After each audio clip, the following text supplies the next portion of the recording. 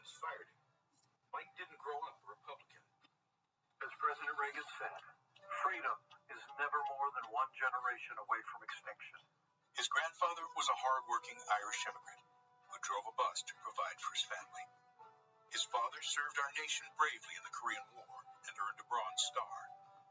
Mike was the third of 6 children, raised here in Columbus, Indiana, with a cornfield in his backyard. The foundation of America is freedom, and the foundation of freedom is faith. It was in this small Indiana town his foundation of faith in Jesus Christ was laid.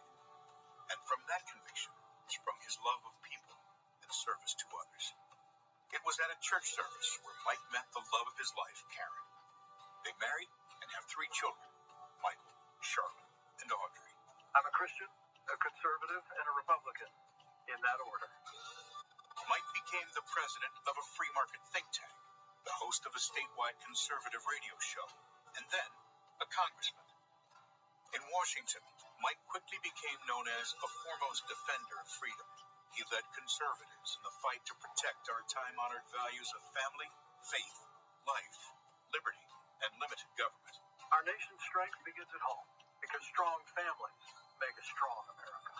Mike earned the trust of the people of his state and became the 50th governor of Indiana. He delivered the largest state tax cut in Indiana history, expanded school choice, led the country in manufacturing, and helped more Hoosiers get to work than ever before. But he wasn't through. ABC News has learned that Donald Trump will choose Indiana Governor Mike Pence to be his running mate. I would like to introduce a man who I truly believe will be the next vice president of the United States, Governor Mike Pence. As our vice president, Mike Pence has held tightly to those threads of freedom woven through our history. Leading with those principles alongside President Trump, our nation experienced prosperity like never before. He is solid as a rock. He's been a fantastic vice president. And now, in these uncertain days, we are equipped to overcome. In times of trouble, some call to retreat from those ideals. But Americans throughout history have lifted them in triumph, hope, and resilience. Mike Pence knows those stars and stripes do not merely represent who we are, but more importantly, what we can be. As the sun rises again on America, we lift our eyes to those lofty truths, to guide our country and every one of us to greater heights. In this land of the free and home of the brave. Vice President Mike Pence.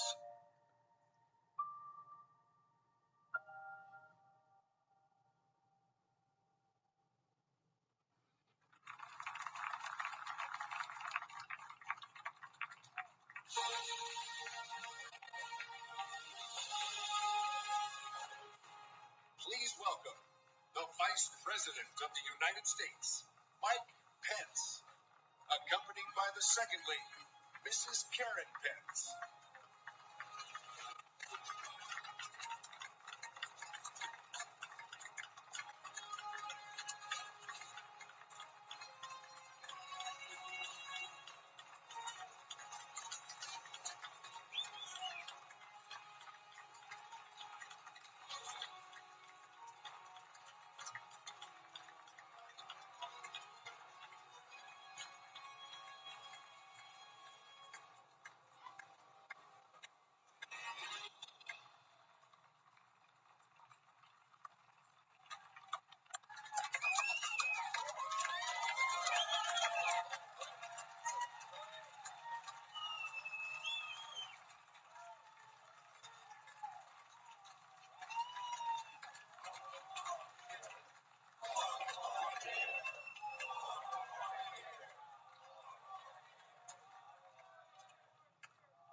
Good evening, America.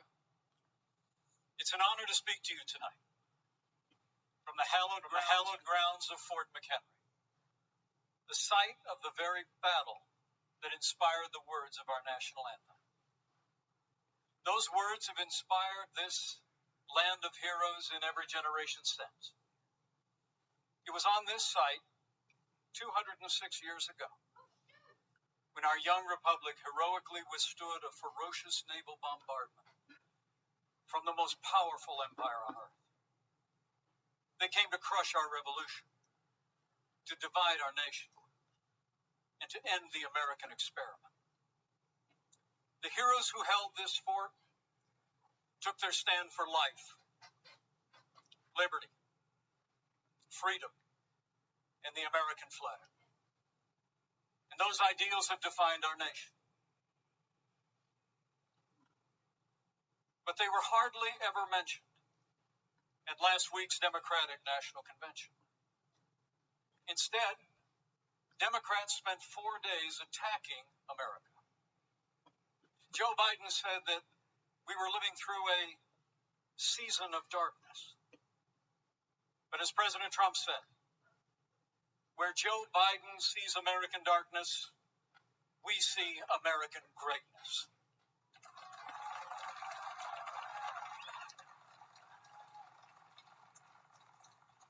In these challenging times, our country needs a president who believes in America, who believes in the boundless capacity of the American people to meet any challenge, defeat any foe, and defend the freedoms we hold dear.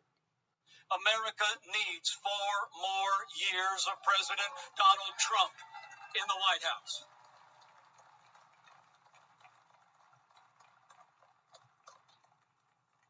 Before I go further, allow me to say a word to the families and communities in the path of Hurricane Laura. Our prayers are with you tonight, and our administration is working closely with authorities in the states that will be impacted. FEMA has mobilized resources and supplies for those in harm's way.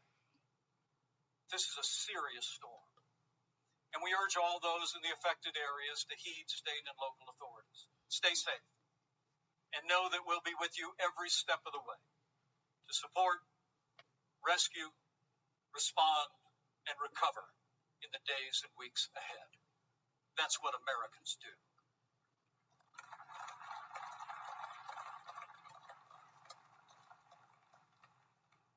Four years ago, I answered the call to join this ticket because I knew that Donald Trump had the leadership and the vision to make America great again. And for the last 4 years, I've watched this president endure unrelenting attacks, but get up every day and fight to keep the promises that he made to the American people. So with gratitude for the confidence President Donald Trump has placed in me, the support of our Republican Party, and the grace of God, I humbly accept your nomination to run and serve as Vice President of the United States.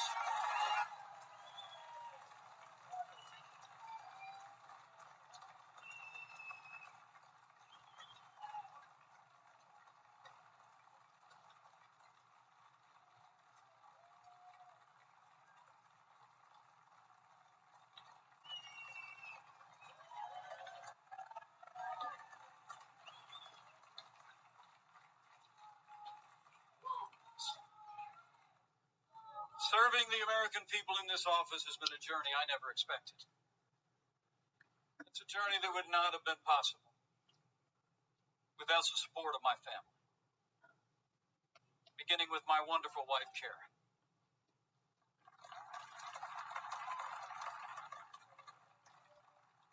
She's a lifelong school teacher, an incredible mother to our 3 children. And she is one outstanding Second Lady of the United States.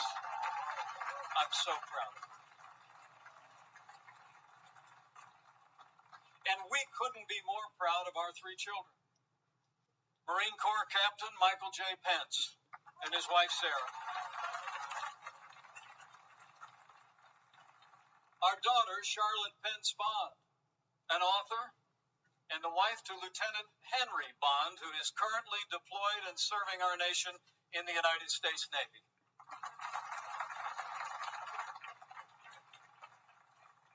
And our youngest, a recent law school grad, our daughter Audrey, and her fiancé, who, like so many other Americans, had to delay their wedding this summer. But we can't wait for Dan to be a part of our family.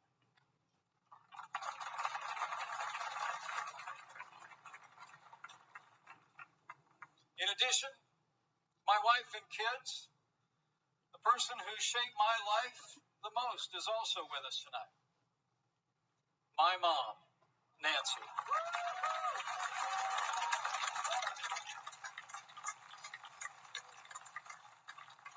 She is the daughter of an Irish immigrant, 87 years young. And Mom follows politics very closely. And the truth be told, sometimes I think I'm actually her second favorite candidate on the Trump-Pence ticket. Thank you, Mom. I love you. Over the past 4 years, I've had the privilege to work closely with our president. I've seen him when the cameras are off. Americans see President Trump in lots of different ways. But there's no doubt how President Trump sees America. He sees America for what it is. A nation that has done more good in this world than any other. A nation that deserves far more gratitude than grievance. And if you want a president who falls silent when our heritage is demeaned or insulted, he's not your man.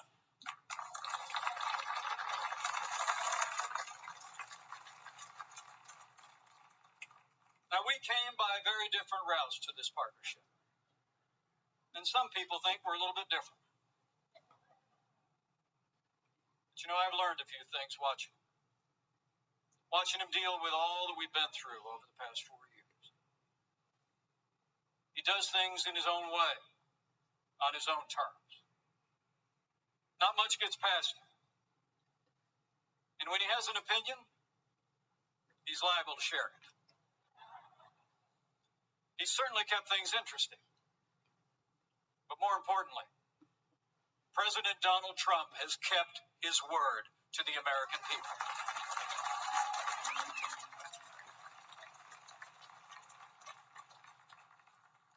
In a city known for talkers, President Trump is a doer. And few presidents have brought more independence, energy, or determination to that office. 4 years ago, we inherited a military hollowed out by devastating budget cuts, an economy struggling to break out of the slowest recovery since the Great Depression. ISIS controlled a land mass twice the size of Pennsylvania, and we witnessed a steady assault on our most cherished values, freedom of religion and the right to life. That's when President Donald Trump stepped in. And from day one, he kept his word. We rebuilt our military.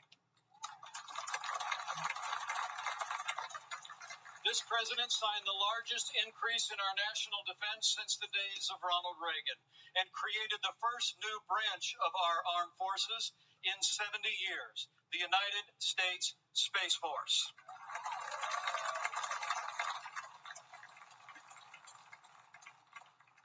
And with that renewed energy, we also returned American astronauts to space on an American rocket for the first time in nearly 10 years.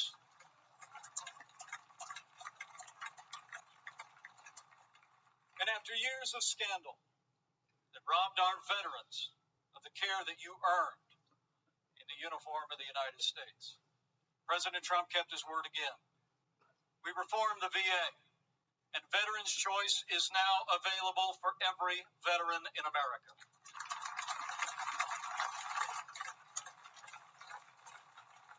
Our armed forces and our veterans fill this land of heroes. Many join us tonight in this historic forum. Tonight we have among us 4 recipients of the Medal of Honor.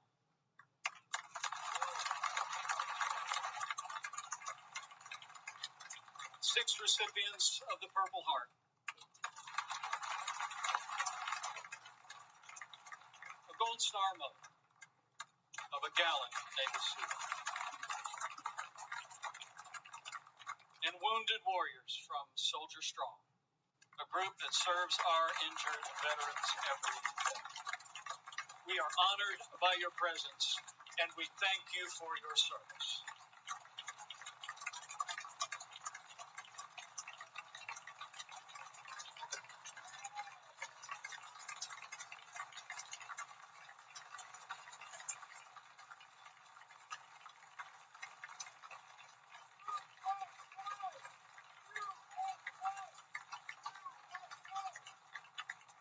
Heroes just like these, we defend this nation every day.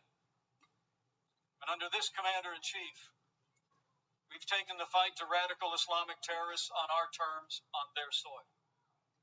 Last year, American armed forces took the last inch of ISIS territory, crushed their caliphate, and took down their leader without one American casualty.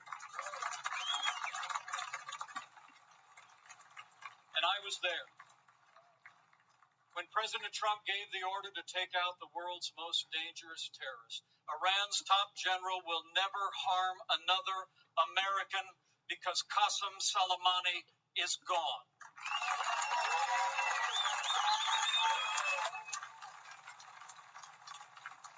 My fellow Americans, you deserve to know. Joe Biden criticized President Trump following those decisions to rid the world of two terrorist leaders. But it's not surprising, because history records that Joe Biden even opposed the operation that took down Osama bin Laden. It's no wonder that the Secretary of Defense under the Obama-Biden administration once said that Joe Biden has been, and I quote, wrong on nearly every major foreign policy and national security issue over the past 4 decades. So we've stood up to our enemies, and we've stood with our allies. Like when President Trump kept his word and moved the American embassy to Jerusalem, the capital of the state of Israel, setting the stage for the first Arab country to recognize Israel in 26 years. Closer to home, we appointed more than 200 conservative judges to our federal courts. We supported the right to life and all the God-given liberties enshrined in our Constitution, including the Second Amendment right to keep and bear arms. And when it came to the economy, President Trump kept his word and then some. We passed the largest tax cut and reform in American history. We rolled back more federal red tape than any administration ever had. We unleashed American energy and fought for free and fair trade. And in our first 3 years, businesses large and small created more than 7 million good-paying jobs, including 500,000 manufacturing jobs all across America. Our country became a net exporter of energy for the first time in 70 years. Unemployment rates for African Americans and Hispanic Americans hit the lowest level ever recorded. And on this 100th anniversary of a woman's right to vote, I'm proud to report that under President Donald Trump, we achieved the lowest unemployment rate for women in 65 years. And more Americans working than ever before. In our first 3 years, we built the greatest economy in the world. We made America great again.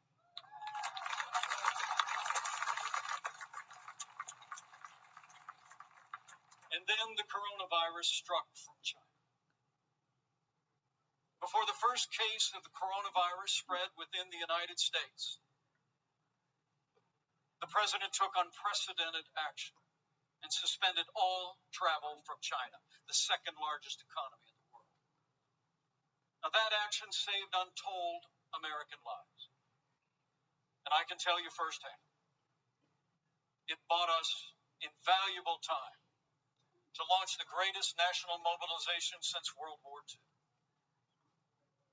President Trump marshaled the full resources of our federal government from the outset. He directed us to forge a seamless partnership with governors across America in both political parties. We partnered with private industry to reinvent testing and produce supplies that were distributed to hospitals around the land. Today, we're conducting more than 800,000 tests a day, and we have coordinated the delivery of billions of pieces of personal protective equipment for our amazing doctors, nurses, and healthcare workers.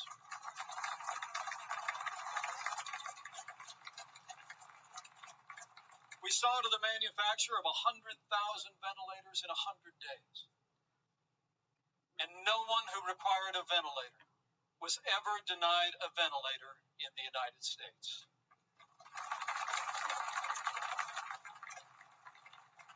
We built hospitals, surged military medical personnel, and enacted an economic rescue package that saved 50 million American jobs.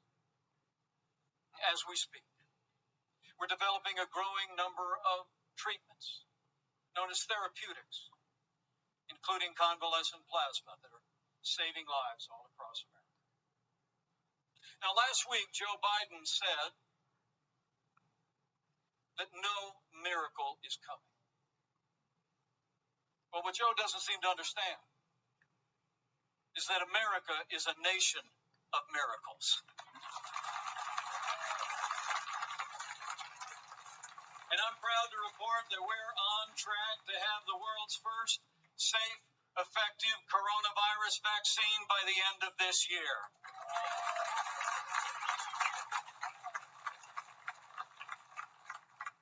After all the sacrifice in this year like no other, all the hardship, we're finding our way forward again. But tonight, our hearts are with all the families who've lost loved ones and have family members still struggling with serious illness. In this country, we mourn with those who mourn. We grieve with those who grieve. And this night, I know that millions of Americans will pause and pray for God's comfort for each of you. You know, our country doesn't get through such a time unless its people find strength within. The response of doctors, nurses, first responders, farmers, factory workers, truckers, and everyday Americans who put the health and safety of their neighbors first has been nothing short of heroic.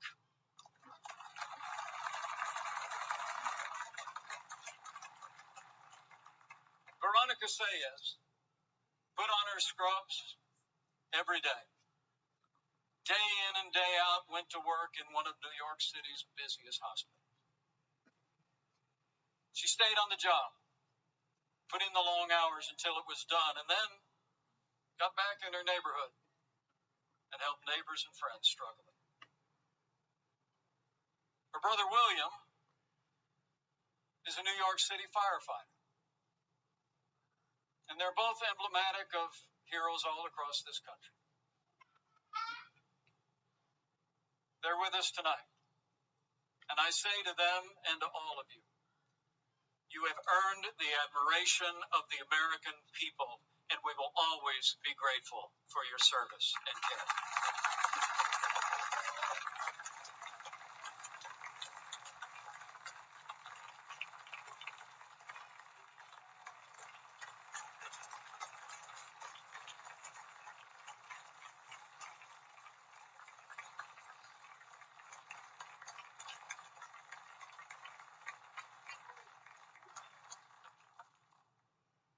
Thanks to the courage and compassion of the American people, we're slowing the spread. We're protecting the vulnerable. And we're saving lives. And we're opening up America again. Because of the strong foundation that President Trump poured in our first 3 years, we've already gained back 9.3 million jobs in the last 3 months alone.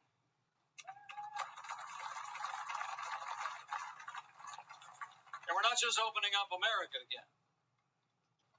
We're opening up America's schools.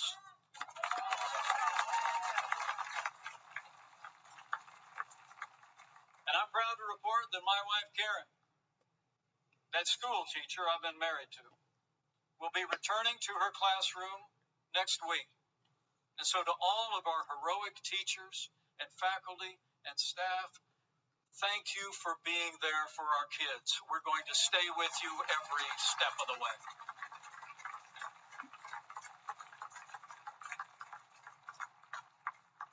In the days ahead, as we open up America again, I promise you, we'll continue to put the health of America first.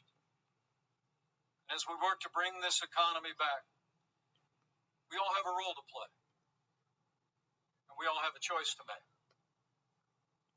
On November 3rd, you need to ask yourself, who do you trust to rebuild this economy?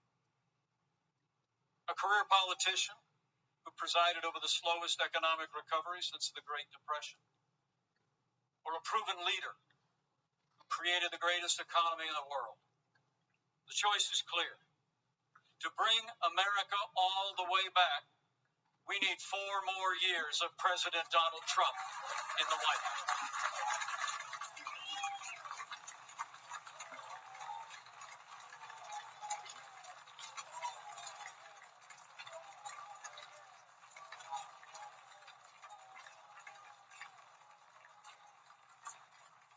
My fellow Americans, we're passing through a time of testing. But in the midst of this global pandemic, just as our nation had begun to recover, we've seen violence and chaos in the streets of our major cities. President Trump and I will always support the right of Americans to peaceful protest. But rioting and looting is not peaceful protest. Tearing down statues is not free speech. And those who do so will be prosecuted to the fullest extent of the law.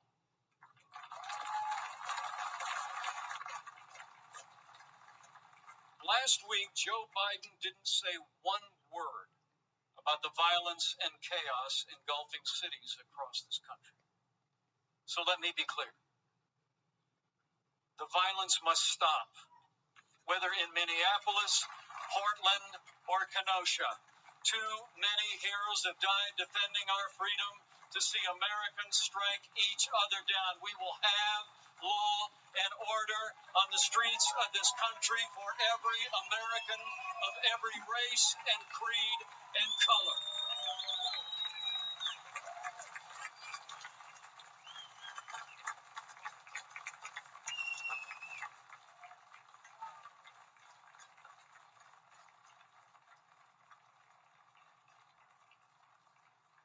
President Trump and I know that the men and women that put on the uniform of law enforcement are the best of us. Every day, when they walk out that door, they consider our lives more important than their own. People like Dave Patrick Underwood, an officer in the Department of Homeland Security's Federal Protective Service, who was shot and killed during the riots in Oakland, California. Dave's heroism is emblematic of the heroes that serve in blue every day. We're privileged tonight to be joined by his sister, Angela. Angela, we say to you, we grieve with your family. And America will never forget or fail to honor Officer Dave Patrick Underwood.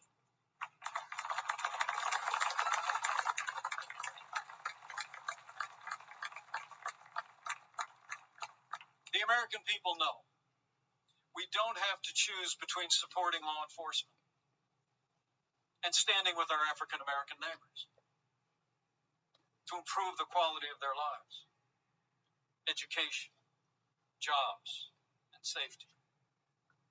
And from the first days of this administration, we've done both.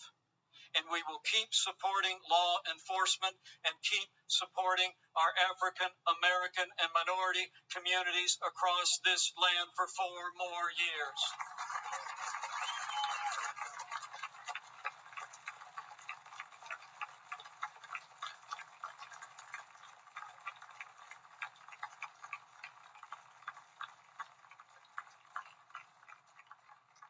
Joe Biden says that America is systemically racist and that law enforcement in America has, and I quote, an implicit bias against minorities. When asked whether he'd support cutting funding to law enforcement, Joe Biden replied, yes, absolutely. Joe Biden would double down on the very policies that are leading to violence in America's cities. The hard truth is, you won't be safe in Joe Biden's America. And under President Trump, we will always stand with those who stand on the thin blue line, and we're not going to defund the police, not now, not ever.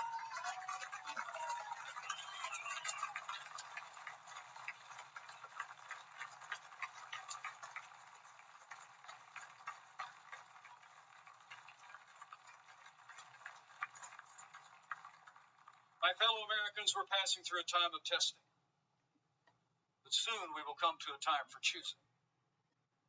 Joe Biden has referred to himself as a transition candidate, and many were asking, transition to what? But last week, Democrats didn't talk very much about their agenda. And if I were them, I wouldn't either. I mean, Bernie Sanders did tell his followers that Joe Biden would be the most liberal president in modern times. In fact, he said, and I quote, that many of the ideas he fought for, that just a few years ago were considered radical, are now mainstream in the Democratic Party.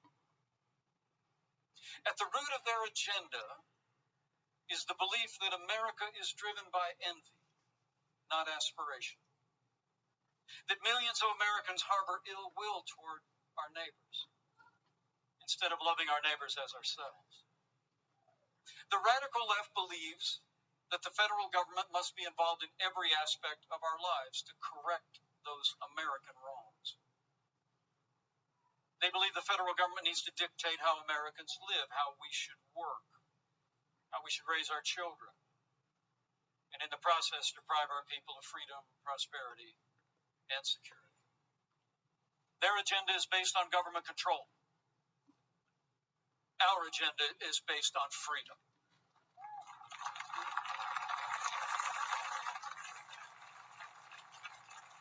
Where President Trump cut taxes, Joe Biden wants to raise taxes by nearly $4 trillion.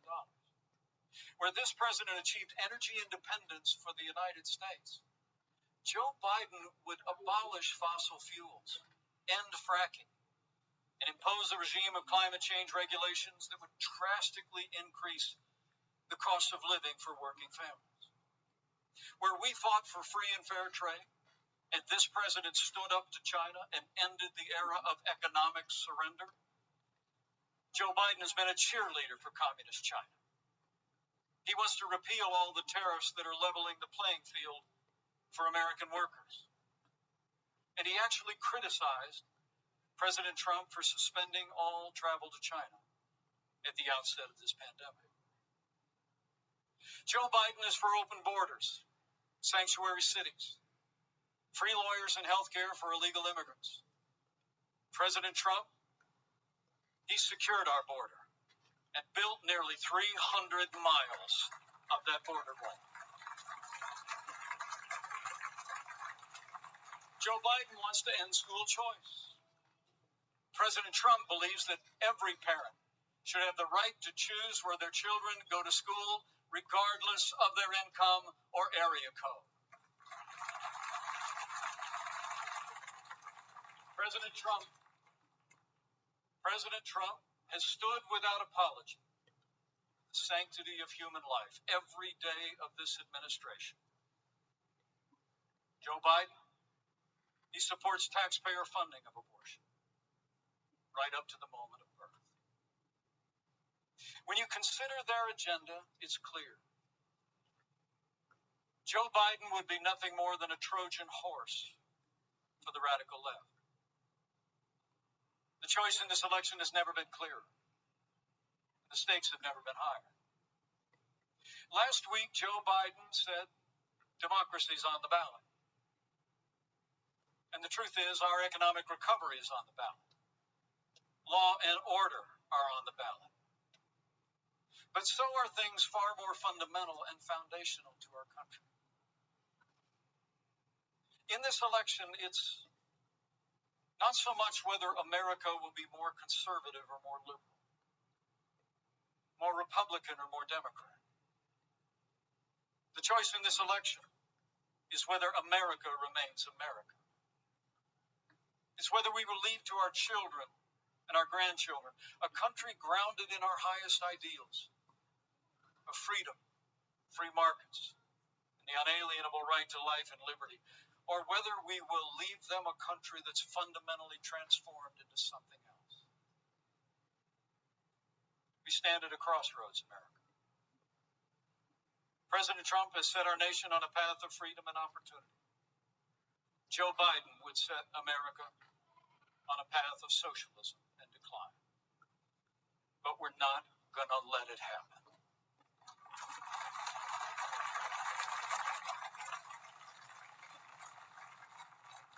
President Donald Trump believes in America and in the goodness of the American people. The boundless potential of every American to live out their dreams in freedom.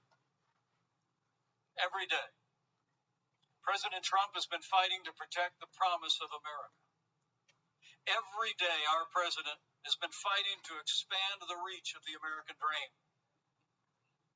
Every day, President Donald Trump has been fighting for you. And now it's our turn to fight for him.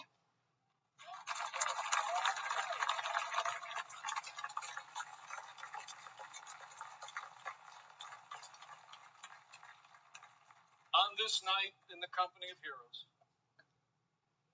I'm deeply grateful. Deeply grateful for the privilege of serving as Vice President of this great nation and to have the opportunity to serve again. I pray to be worthy of it, and I will give that duty all that's in me. In the year 2020, the American people have had more than our share of challenges.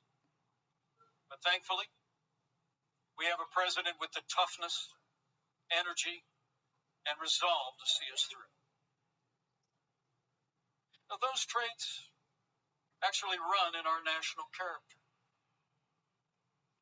As the invading force learned on approach to this fort in September of 1814,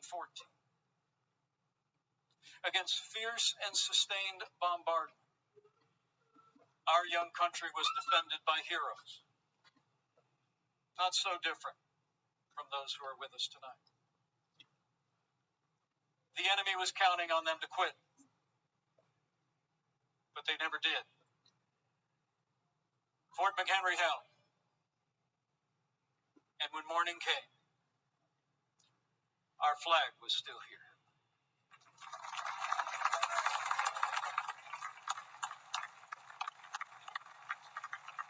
My fellow Americans, we're going through a time of testing. But if you look through the fog of these challenging times, you will see our flag is still there today.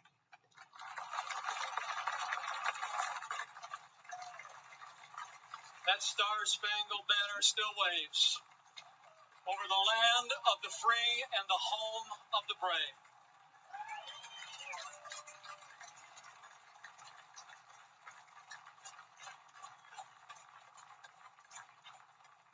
From these hallowed grounds, American patriots in generations gone by did their part to defend freedom. Now it's our turn. So let's run the race marked out for us. Let's fix our eyes on Old Glory and all she represents. Let's fix our eyes on this land of heroes and let their courage inspire. And let's fix our eyes on the author and perfecter of our faith and our freedom. And never forget that where the Spirit of the Lord is, there is freedom. That means freedom always wins.